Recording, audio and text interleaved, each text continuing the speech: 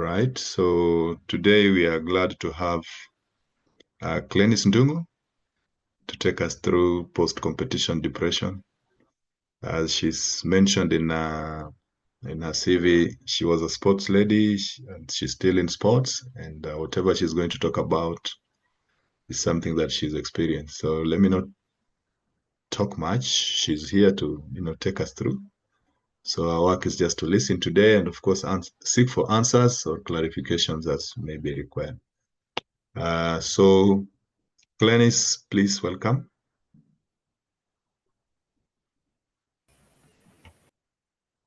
All right. Thank you so much.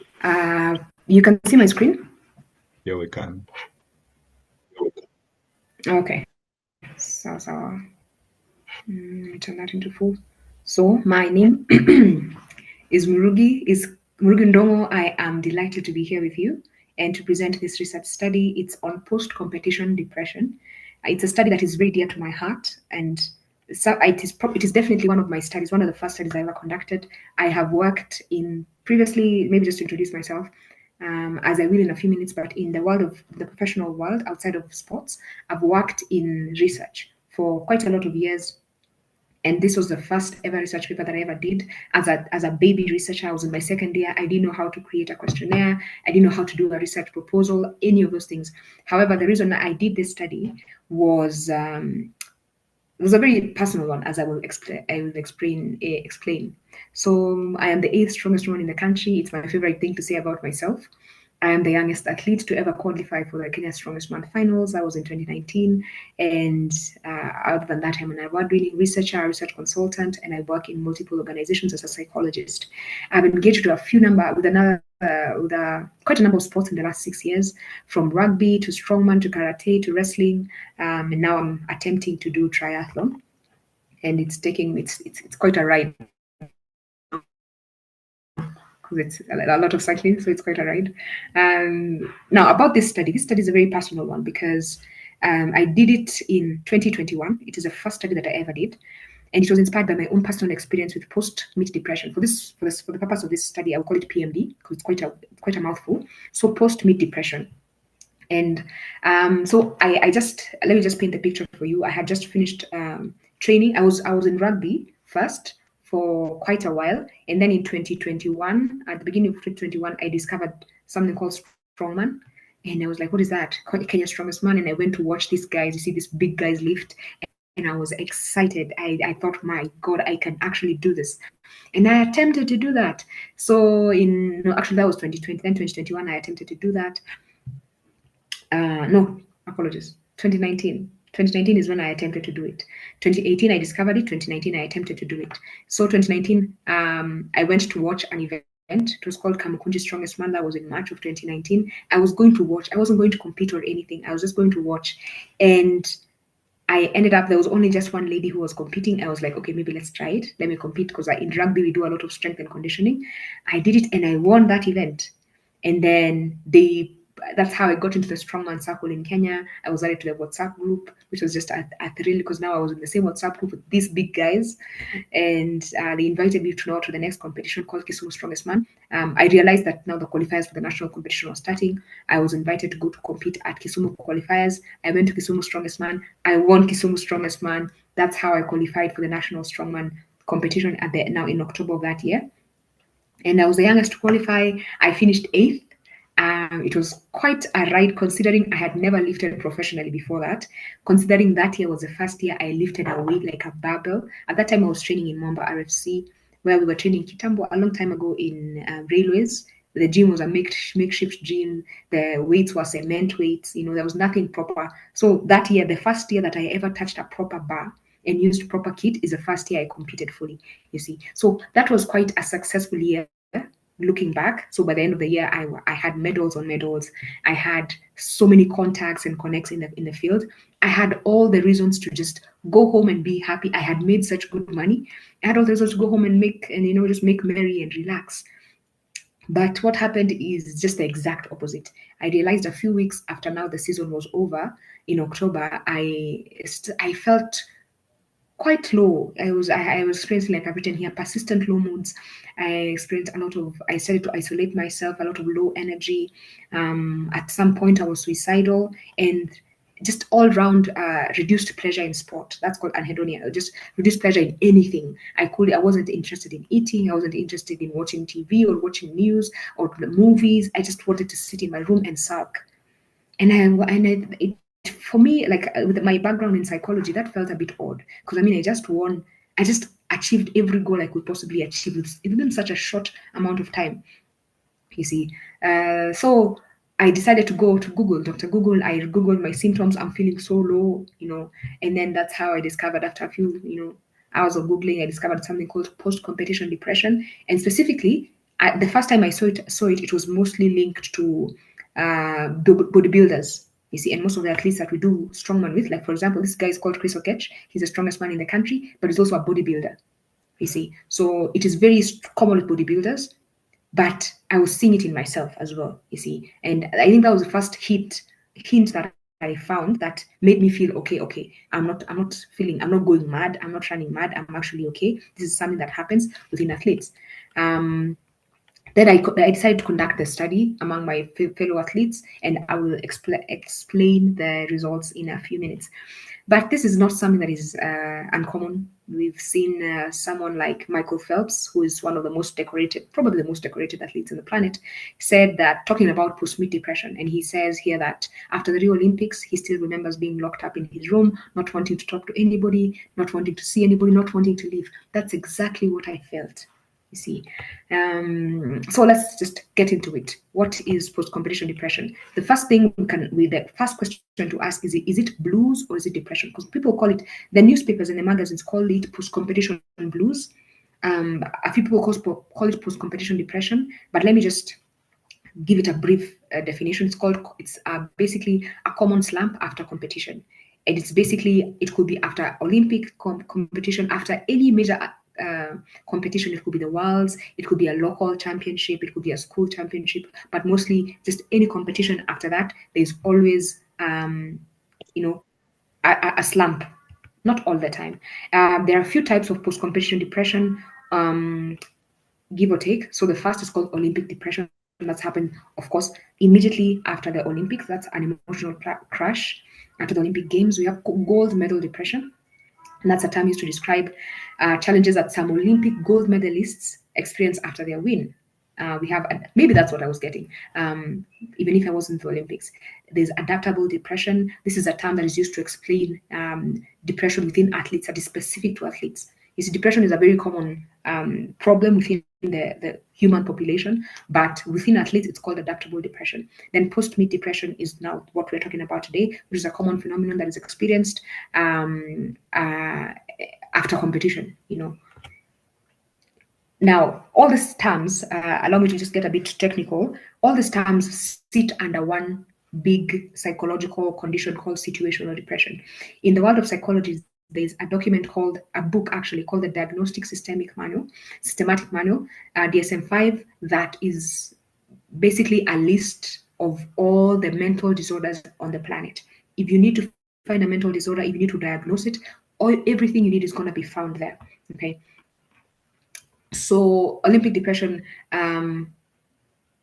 is not in it. It's not the DSM-5, but there's a disorder called situational depression. Situational depression, or also called adjustment disorder with depressed mood. And basically, this is described as depression that occurs in response to a specific event, such as a traumatic event and major life change or sudden stress. Okay, the symptoms are just like I talked about with my own symptoms. We have low mood, we have sadness, hopelessness, lack of motivation, lack of pleasure, withdrawing from normal activities, loneliness, and thoughts of suicide, which is generally the most concerning of them.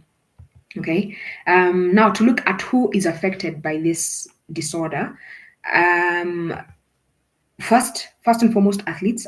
This is another study that was done by the US Olympic Committee, and basically just the sports psychologist, the former sports psychologist, Dr. Karen Cogan, talking about how sometimes you work so hard, you put everything in it, and for some athletes, their performance is not enough, and in a matter of seconds, it's done, and then now what? this is one of the reasons, at least one of the proposed reasons as to why post-competition depression happens. It's basically like a high, you're climbing a mountain, and then all of a sudden it's done. Now what? You see. So athletes face it. This is a study that was done in Danish Olympic athletes that found that of those who immediately after the Olympics, 1 month after the Olympics, 27% of them reported below average well-being or moderate to severe depression scores. So within the Danish Olympic Committee, the Danish Olympic team, 27% of them were experiencing that. Within the Icelandic Olympic team, 56% of them reported experiencing post-Olympic blues. You see, and note these are athletes who competed in the Olympics between 2000 and 2018, which means athletes from 2002 or 2000 were enlisted into the questionnaire, and they remember experiencing post-Olympic blues. If you remember something from 2000, from that many years ago, I imagine it is something that was a very profound feeling. You see, that low must have been one of the lowest lows you've experienced for you to remember it so vividly, for it to feature and to be reported in a study. So in Iceland, within the team, the prevalence was 56%. I'll show you what the prevalence was in Kenya. Another team that experiences this is coaches and support team. The same study that was done on Olympic coaches found that participants, that's coaches, described the Olympic experience as a roller coaster ride of emotions, including feelings of excitement, exhaustion, or low mood. You see, so even coaches experience it, athletes experience it, support staff, I imagine even the physiotherapists, because I imagine leading up to the Olympics or any World Games, everyone is on high gear. Everyone's on high gear, and then after that, it's just done. What else other than the reporting? Let us look at the risk factors. Just straight to the point, the same study that was done on 49 Olympic athletes found that, by this gentleman called Mr. Dement, found that female athletes and athletes who failed to meet performance expectations reported more negative post-Olympic depression, post-Olympic experiences. Okay. Female athletes are of higher risk for a few reasons. First, because of a few stressors that female athletes are exposed to that male athletes are not exposed to. We have exposure to violence, just like physical abuse, psychological abuse, sexual abuse. This is not a strange thing in Kenya. We have had quite a few sad cases. Female athletes also have to contend with disparities like unequal pay, limited representation in media, fewer leadership opportunities, challenges related to family, and also bullying from the general public online. I know, I'm not sure any Kenyan athletes have experienced that, but I know Simone Biles experienced quite a lot of bullying in the previous Olympics, and that just puts her even at greater risk of this. Other athletes who are at risk of this are individual sports athletes, because they are more likely to experience anxiety and depression than team sport athletes. Athletes who are unsatisfied with Olympic performance, and this, just to be clear, this is not just for post-competition depression. This is just for if there's any mental illness or mental health struggle that is running within the community, these athletes are more at risk. So individual athletes, obviously, because they don't have the team factor. Athletes who are unsatisfied with their Olympic performance, they experienced post-Olympic depression, 25%, and the ones who actually were satisfied with the performance experienced it. 19% of them experienced it. Athletes who did not retire after the Olympics had higher rates of post-Olympic blues. Athletes who did not seek psychological support after the Olympics had a higher rate of post-Olympic blues, and athletes who lacked other plans and goals outside of their sports were more at risk. The reason why Olympics is coming up so many times is because these studies have mostly been done within the Olympic landscape.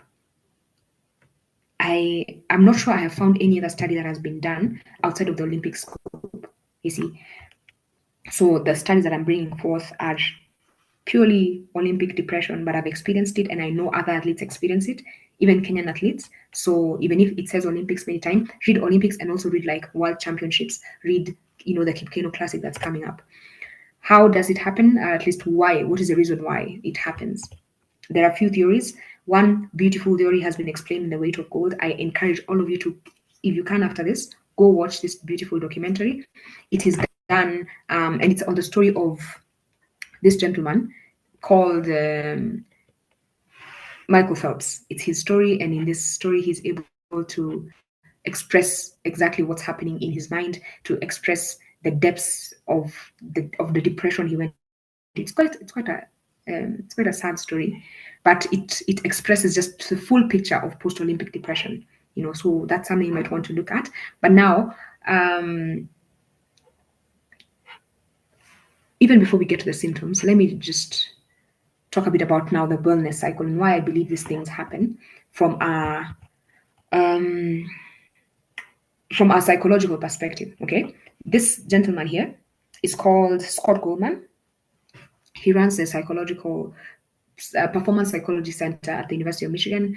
I believe he's the former director, and he talks about it like the way he expresses, or at least he describes this depression. So he says that it was such an onslaught to the athlete system, and after all was said and done, they are just psychologically depleted and as well as physiologically. You see, this wellness cycle is one of the closest things that I've found to explaining exactly why this happens.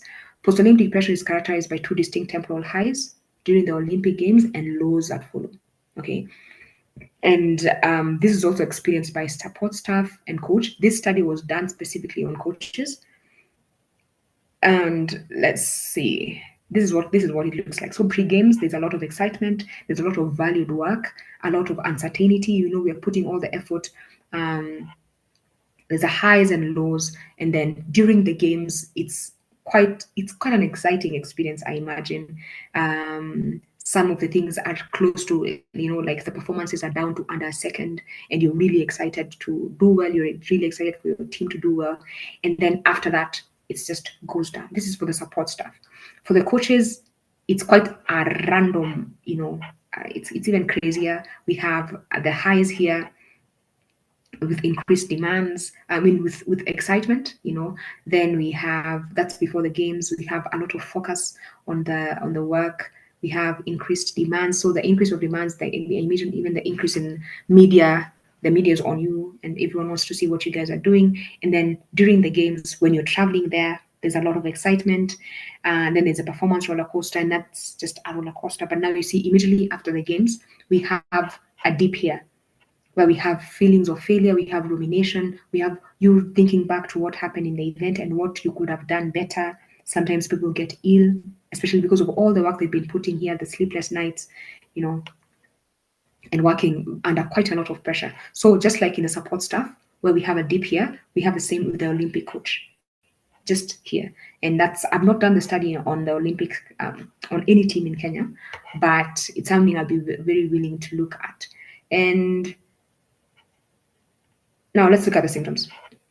The symptoms are basically emptiness, like I said, and you're going to see it even the team in Kenya, the study that I did, a lack of motivation to train and compete, that's anhedonia, feelings of sadness, disappointment, a sense of loss, suicidal thoughts, destructive behavior, lack of energy, worthlessness, and negative effect. And all the symptoms are symptoms that I collected across all the studies that were done on post-Olympic depression. You see, and these are the same things I experienced. These are the same things that the Kenyan team experienced, the Kenyan team that I studied experienced. All right. And we've done the mechanism of development. And I'd be very curious to see what you guys think about this part. Why do you think athletes experience this? You guys have worked in the field in sports. How would you explain it? Do they get to this point, this low, because they're questioning their lives? Do they get this point because, just they're human beings and they're tired? What will be your reason for that? Now, the study that I've been talking about, the Kenyan study, this lady right here is the current strongest woman in the country. I was privileged to compete against her, in my very first year of competition. Of course, she won. She's been in this sport for 20 years, and she was also part of my study. So the study I did was on the prevalence of post-meet depression among strength athletes in Kenya.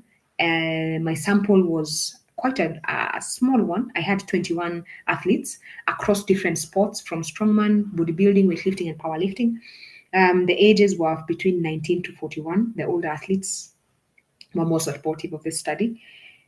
And the gender base was also quite balanced.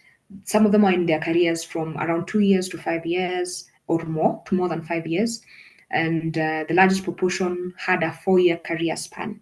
I found a very interesting thing. 72% of them had encountered injuries throughout the career, and the most frequent injury locations were knees and lower back. This is interesting because as an athlete, I don't believe I would be curious to see if there's any athlete who does not have an injury, but it was quite significant to say that 76% of them had experienced injuries, and it even made me wonder, maybe one of the reasons why post-competition depression happens is because of injury. Of course, training for a long time and competing, it's a burden to your body. It beats your body up, and after that, now you have to contend with the mental part of the recovery, but also the physical part. And maybe the physical part weighs on you, and it contributes to the depression, because the number of people who had the injury were almost the same number of people, the same number of athletes who experienced depression. These are some of the competitions that the athletes who are involved in this study competed in some of these competitions, like the Kamukunji Annual Talent Search, Uzani Performance, Missouri Festival, and the Kenya Strongest Man competition. Missouri Festival is a very recent one, but most of the athletes were from that side. Now, the prevalence. This was the most exciting part. I found that 71%, the most exciting and daunting part, 71% had experienced depressed mood after competition. I talked about how 76% of them in the previous slide had experienced injury. I am starting to see personally, I believe there's something to be studied there, whether there's a link between prevalence of injury and prevalence of post-meet depression. 76% of them had no prior knowledge of post-competition depression. I'm curious about you who are watching, if you knew about post-competition depression or post-meet depression. 47% experienced fatigue, 42%, at least half of them experienced restlessness and dietary changes, 36% frustration, mood changes and decreased appetite, and then 31% decreased appetite again, I believe. If these numbers are not like the study. Remember, like the Icelandic study had around 49%. The other study had, let's just go back there. So the Danish study had 27%. Prevalence of post-meet depression. The Icelandic study had 56%. The Kenyan study has 76%. I'm very curious. And since this, like I said, this is a questionnaire that I created myself, I developed myself. I'm very curious what these numbers would look like if this is done professionally. Now that I have gained all the years of psychology and research knowledge I have, I'm very keen to do this. And the reason why even this study I am presenting it is because I had shot my shot basically at the National Olympic Committee of Kenya to do this study on the Olympic team to see if the numbers are going to be replicable, to see if this is actually an issue that the Olympic Committee should be looking at, whether the psychology resources we have can also be distributed into this side of post-meet depression. And that's something I'm still keen to do. All right. Another excerpt from an English Olympic athlete. He said that he had achieved his absolute dream, just like me, and Rio was the time of his life, just like me, but no one prepares you for what happens afterwards. There is not enough being done preparing athletes for that feeling. And see, now that begs the question, is it something that the Olympic committees and the federation should look into? Is it something worth studying, given even the numbers of the prevalence rates we've seen in Kenya? All right. So now that we're here and we've seen it's quite a problem, what can we do about it? This is one of my favorite athletes, Simada. I have a few proposed interventions. These are based on the studies that I've been reading, basically all the research that has been done on Olympic depression in the world, around the world, and also the studies that have been done in just around the world. Let's get into the solutions now. So a few athlete propositions. This is what the athletes thought was necessary to be done. The Olympic athletes expressed a desire for support in the preparation of the Olympic Games, and they expressed that this should be done after the Olympic Games. They suggested a shift from, expert psychology delivering the interventions, and they suggested that delivering of the intervention should be done by former Olympians. Maybe that's something to look at, where we don't have the normal psychologists like Chiromo or group that is in charge of the National Olympic Committee of Kenya, the national team, running this psychological intervention. It should be done by former Olympic athletes. And it makes perfect sense because they know exactly what it feels like, and then coaches should help coaches and whatnot. They also said that they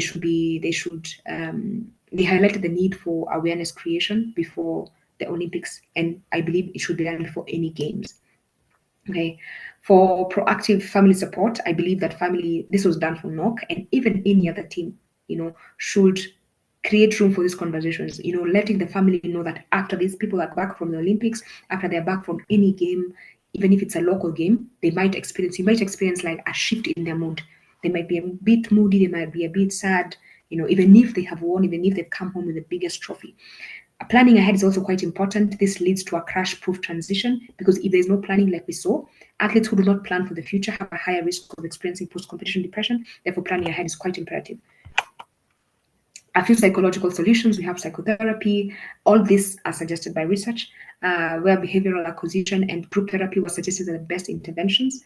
Psychoeducation, where we teach athletes about post-competition depression, helping them be aware that this might happen after the Olympics or any games. Do not panic. You're not going mad.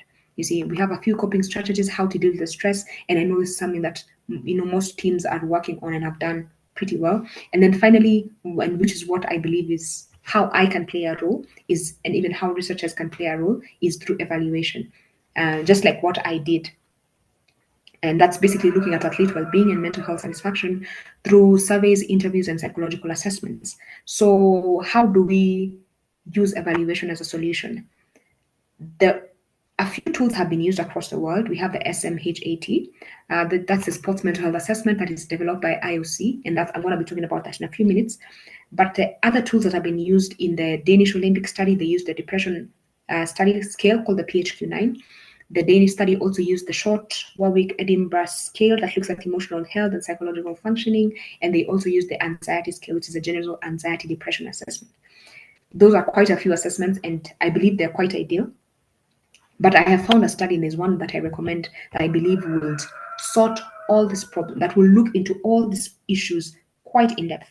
Yeah, the most preferred tool, I believe, is the SMHAT. That's a sports mental health assessment tool, and it's a standardized assessment tool that is endorsed and created by the International Olympic Committee, and it is designed for early identification for any level of sports, as long as the athlete is 16 years or older and is at risk for or already experiencing mental health symptoms. The purpose of this study is to, at least this scale, is to help them identify these challenges and facilitate timely referral. So we see it before it's a big deal.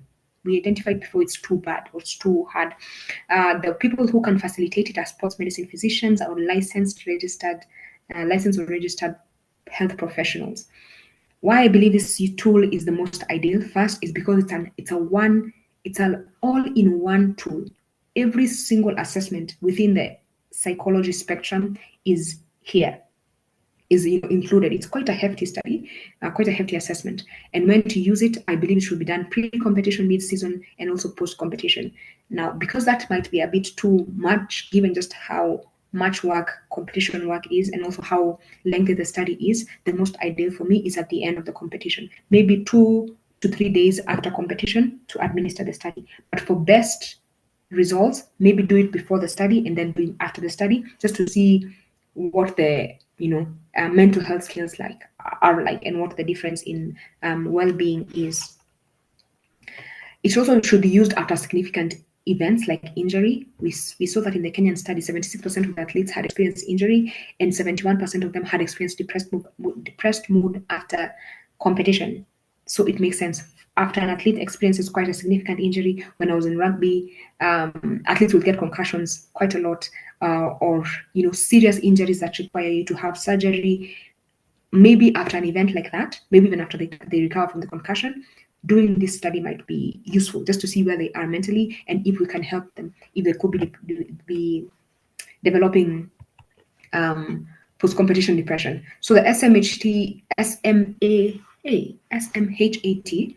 is, like I said, quite a comprehensive study. First, the athlete is done through step 1, which is the triage, and they answer a few questions. If they score below 17, these are basically basic well-being questions. They score below 17, they are fine, which means they're declared to be healthy. If they score above 17, they move to the next question. Then at this section, we have 6 more screening tools for anxiety, for depression, for suicidality, and whatnot. Here they do one of the tests is called the PHQ-9 for depression. If they score greater than 1 in item 9, that's asking about suicidality, immediate action is taken. You see, now this tool is perfect for, picking out or identifying suicidality among athletes. And I believe that would quite accelerate the referral process quite fast, other than waiting until the athlete is coming to you and saying, "Oh, coach, I'm feeling quite low," Then, so at this point, they look at specific things. They look at item 9 on the PHQ-9, one of the screening tools, and they refer for immediate action. If they have scored above or at threshold for one or more screening tools, they go to the next step. If they have scored below threshold in all the screening tools, they just go through a general intervention, which is basically teaching them about resilience and whatnot, and ensuring that they're fortified against any mental illnesses that might come at them. So the ones who go to step B, the immediate safety action after the assessment, the step 2, are the ones who are now most at risk, and that's where the work is done. I believe this will also save so much resources and so much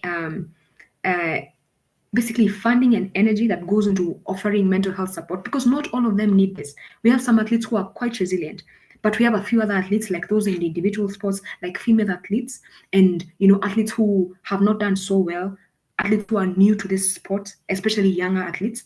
Those ones are the ones who can be filtered by this study. So instead of us providing this support, this very specific support to all athletes, we are providing them to just those who have reached step B. That also saves their time. That also ensures that the support team is not strained by offering support to all the athletes. Yet we only like 20% of them need this support. All right. On what we can do now, generally, I believe athletes can seek support. Personally, I sought support. Coaches and federations, now they know, at least the ones who are here, the ones who are going to watch this, now know that this happens. I know that mental health is being supported already within the field, but it is key. It is important that we know that there's different levels to this thing, and even after the games, to offer this support. Policymakers and researchers, just like what I am doing, to conduct more studies and to find ways that these things can be funded. What's next? I'm very keen to do this study. I'm not sure how I'm going to do it, but I know the Kipkeino Classic is coming up. I'm very keen to study what the mental health among these athletes is going to look like after the Olympic Games. After these games, this is basically like one of the biggest sporting events in Kenya, at least for the athletics side. On the athletics side, I'm hoping I'll be able to get my way into them, even if it's just to study a few athletes. And then the big goal is to look at the LA Olympic Games that are coming up in 2028, and to see if now this study can be done, just like the Danish Olympic study and the Icelandic Olympic study, if this study can be done on the National Olympic Committee. I was planning to do this for the Tokyo Games. For the Paris Games, but like I was able to talk to the director here. It was quite hard to navigate around NOC and the protocols there, but I'm sure by the time we get into 2028, I will have found the right way to get to them, and then we can have the first ever Kenyan post-competition depression study, post-Olympic depression study, and I believe we'd have some very interesting findings there. I'd be very curious to see whether the study that I found, the numbers that I found in the study among the Kenyan strongman athletes, it can be replicated or is going to be replicated within the Olympic team. Thank you very much for coming to this study, for watching this presentation. This is my first study that I ever did.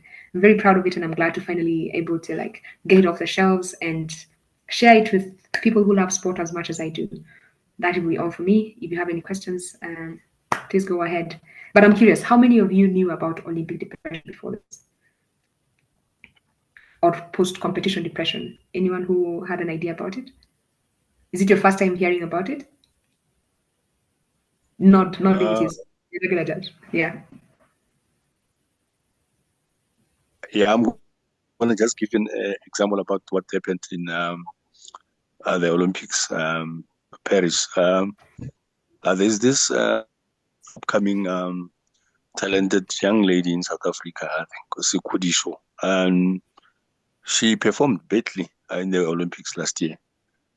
And only recently we now know what happened.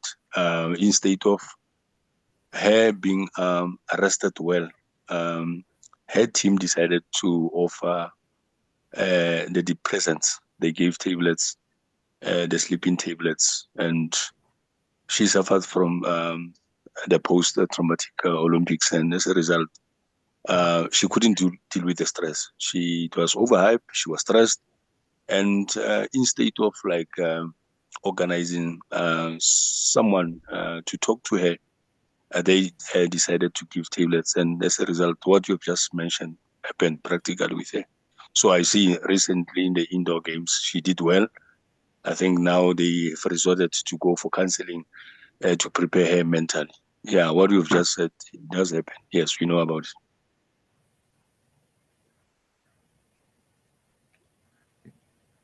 it. Gladys, okay, I've known there is, okay, people suffer after, more or less feeling disappointed with themselves, but I didn't know that it's a clinical issue, a psychological issue. It's normal to feel bad after, when you don't reach your expectations, especially when the stakes are high. People have a lot of expectations before, and then when you don't meet such expectations, of course, you have to feel, bad about yourself. I don't think majority of people know it's a clinical thing that needs such an elaborate attention, because as you mentioned, it can lead to madness. You said you thought you were almost going berserk. So I think with such information and such knowledge, if a mechanism can be put into place, if you have a program, or if you have a way of maybe enlightening people or educating people on this before they go for the event, so that after the event, if they encounter such feelings, they know it's not that they are going mad, but it's a feeling that comes because of such inability to meet your expectations. The lady you competed against was my athlete in 2012 London. I coached her from zero until she left active competition, and I know she was very strong in squats and deadlift. So I don't think any lady in Kenya can outdo her in that. No, no one has yet. Yeah, and also just to add, it doesn't just happen even after they meet the expectations, after they don't meet the expectations. Even athletes who do well, like those who get a gold medal, also experience it. That makes it more than just disappointment. It's a whole different thing. Yeah. Yeah, if anyone has any question or any clarification or an experience to share, the floor is open. Thank you, Ndungu. That was, you can hear me? Yes. Yeah, we can. Okay, good. First of all, thank you for your presentation and for taking time to prepare for this. Just a couple of observations. First of all, sorry, my name's Mary Uchi. I've been in rugby for the longest. It's good to hear that you've worked with some of the guys at Mwamba. My first issue, I'm very, what can I say? I'm very reserved when you come to labeling of conditions that players might not be going through. That's number one, because if you tell a player, for instance, that you'll get depression, we might not be planting so the player will expect to get depressed. You're talking about Olympics and major meets. What about just the local competition? What about the local internal games? Don't the players suffer what you want to label as post post games depression? I do not know. For example, if you've been following the rugby scenes, Cabras has beaten KCB 3 times in a row. So possibly after this playoff this weekend, possibly they might meet KCB again in the finals of the Kenya for the 4th time in a row. what the KCB players going through. I'm told they went into a camp this past week to prepare, but what does that mean for the players? And after the 3 losses in a row, what does it mean to the players? Is it just normal? You lose some, you win some. I'm also aware that, for example, for the Leonesses, the rugby women's team, I'm sure you've seen it. They have a mental coach. Does a mental coach, would you do, for example, would you be considered a mental coach? Because from what you presented to us, mostly you want to come in after. You want to come in after the event. But you see, it's like an athlete. You need to do prehab. You need to prepare. You need to do preventive preparation training to prevent you from injury. And even after the event, there's that rehab. Then you need to maybe work on the injuries or whatever it is. And the same thing can be for mental. You need to prepare the players, you need to mentally prepare them. So whether they win or lose, how do they deal with the win or the loss? Um, you've said you've not done much research locally, and sometimes therein also lies how can I say, the devil's in the details. How maybe some people in a certain region may relate or may suffer, may not be exactly the same way certain people will actually respond. For instance, if we won if we won the gold medal, will some of our athletes go the way of Michael? I do not know. So at times, even as we are coming up with solutions, maybe we need to dig more so that it. Thank you. All right, those are quite a lot of insightful remarks. I agree with you. Preventive work is better than curative work. Maybe to look at that's ideally how it should work. Even with the knock, with the proposal I was making for them, even the reason why this is an important issue to talk about is because now you know about it. We were supposed to do an assessment first, then psychoeducation as one of the solutions to have athletes and even parents know that this might happen to their kids. On the issue about whether it works the same, I didn't know about BMI. I didn't know there was such a discrepancy between BMI and African and Caucasian people. That's good to know now. But I'm still adamant that the same thing might present in Africans, because I did the study. I didn't do SMH, the SMHAT study. I used my own rudimentary scale and I found this. But if anything, maybe they have it easier than we do. I don't believe we've reached the pinnacle of offering post competition, nor even just athlete interventions. Kenya is making great strides. But if we compare ourselves to teams like the Danish team, I believe they have better resources. I believe they have better tech teams, even better funding. And I'm ready to be wrong. Correct me if I'm wrong, but that will make me believe that they are more inoculated, they are more resilient against these things. Yet they experience it. How much more the Kenyan team? With all the new changes that are happening within the federations and also the growth.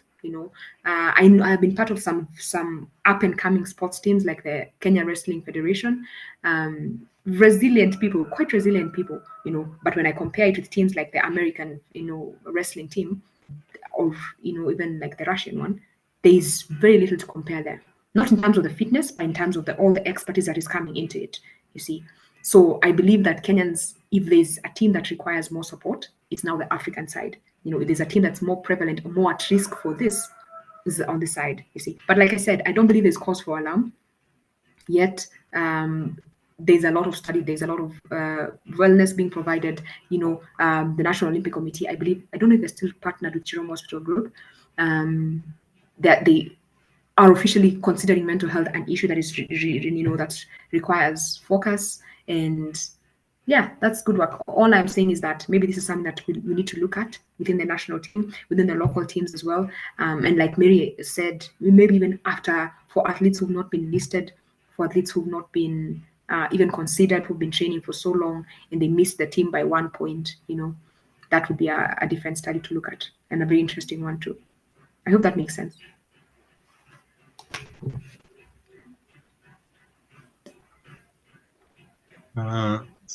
Glenys, during Tokyo, there was an issue going around that the reason why we needed more sports psychologists was that people coming at number 4 were more prone to depression than somebody coming at number 10. How do you explain that? How do you explain that to this? Yeah, actually, actually the issue was, why don't we have psychologists to talk to those number 4s, because they looked more depressed. Yeah. How do you explain that?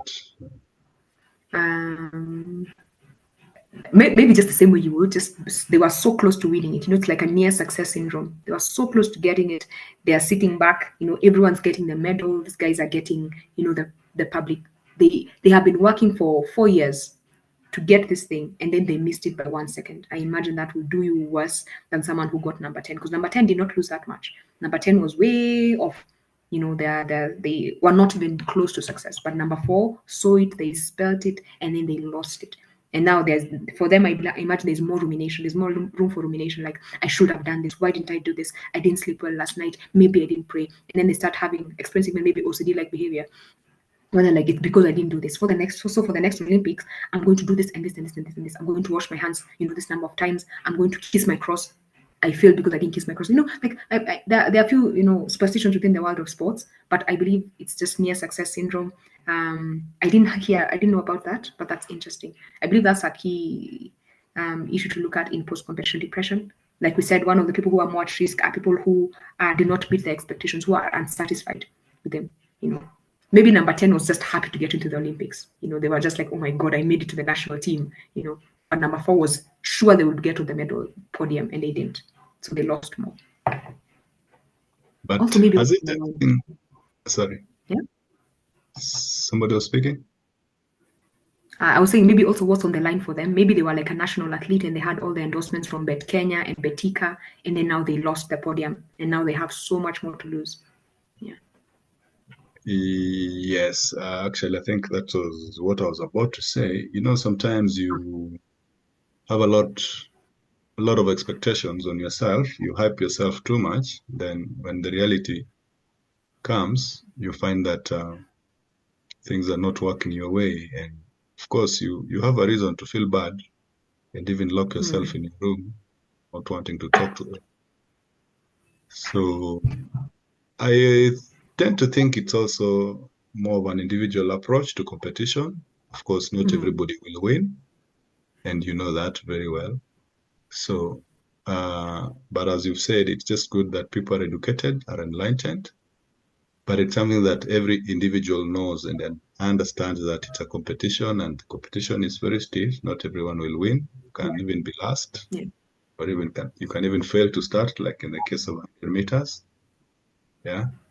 Like the American Noah Lyles, who was very disappointed in 200 meters. So, but as you put it, or as it should be, enlightenment is key. People should be told about it. People should be informed about it so that they just manage the expectation.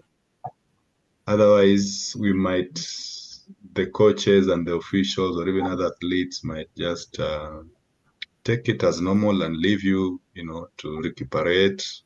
But you might end up getting to that, being sick out of it, getting mad if not watched or mitigated.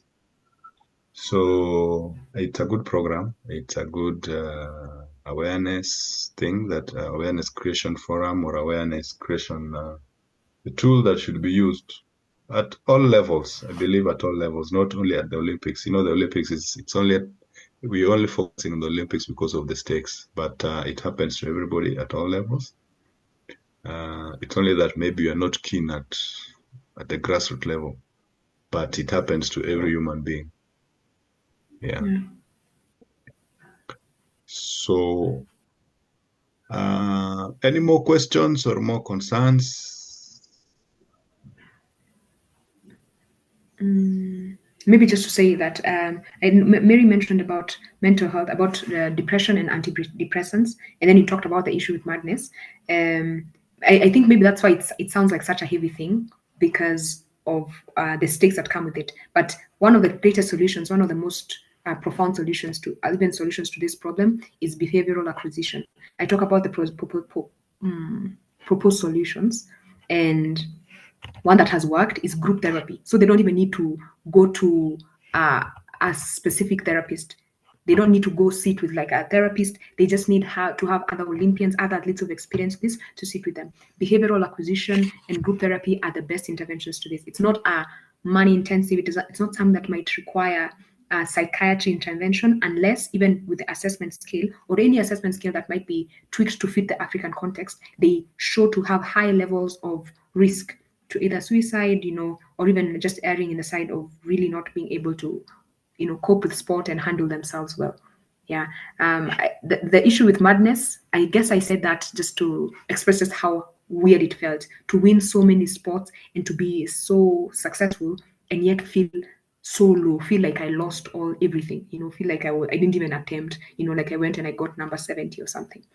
Yeah, so it does not necessarily lead to madness, but the most concerning one is the suicidality aspect, where people feel like they need to, take their lives, die by suicide. Yeah. But that's the irony of it. When you win, you have achieved and you're happy. So how do you get Yeah. depressed out of that? Yeah. That's the irony of all this, Even. because Yeah.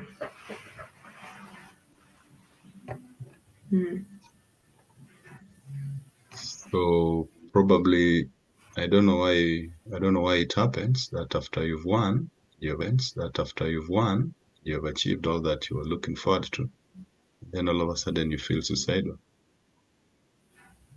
I think maybe more studies need to be done to find out exactly what causes that. Because naturally, that's what you're looking forward to. So why should it work against you? Work against you. There's a school of thought that says that madness runs in the family, like like you can have sickle cell, madness runs in the family. So I don't know. That's why you can be making it. You're a superb guy, but it's in the genes, Baba. It's in the genes. It has to do with the post win or post losing. I don't know. Think about, because there's also those things that are inherent in our DNA, right? For instance, did you know like Africans, women are more predisposed to have what is it? This thing that forms in the womb if you don't give birth to a baby. It's called what? Cyst. Is it a cyst? No, no, no, no, not cyst. The other Fibroid. one, Fibroids? fibroids. Did you know that Africans women are more predisposed to have fibroids than Caucasian women? Because quote unquote we're more fight or something or something. So there's something that in the genes. So when I talk, you see the good thing about a physical wound or a physical cut or a physical pain, we can see it, we can look at it, we can measure, we can cure. But when it comes to things that deal with emotional, psychological, mental, I cannot see your pain. So it has a very wide breadth for somebody to, because I cannot see it, and sometimes being able to see is a challenge, because even me as a psychologist, you as a psychologist, for example, you have your own biases. In as much as you want to be objective, you may have your own biases on huyu tu anasumbuka tu anataka tu maybe something, anataka maybe I don't know, just rest. You don't know. You have your own personal biases. When it comes to mental issues, there's quite a bit. There's quite a bit. Yeah. Thank you.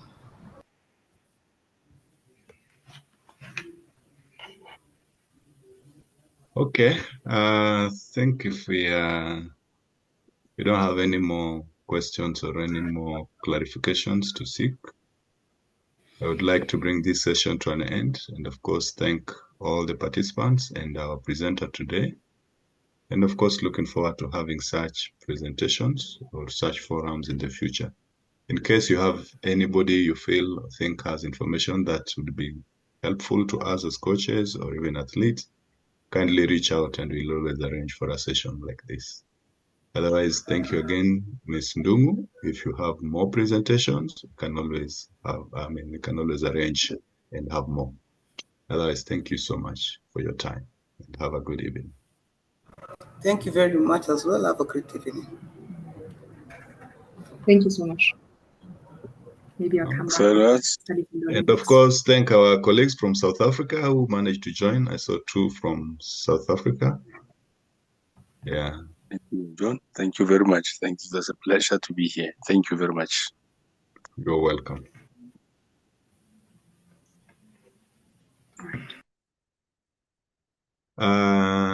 Gladys, I'll get to you after this, yeah? I'll call you for something. All right. All right, everybody, bye.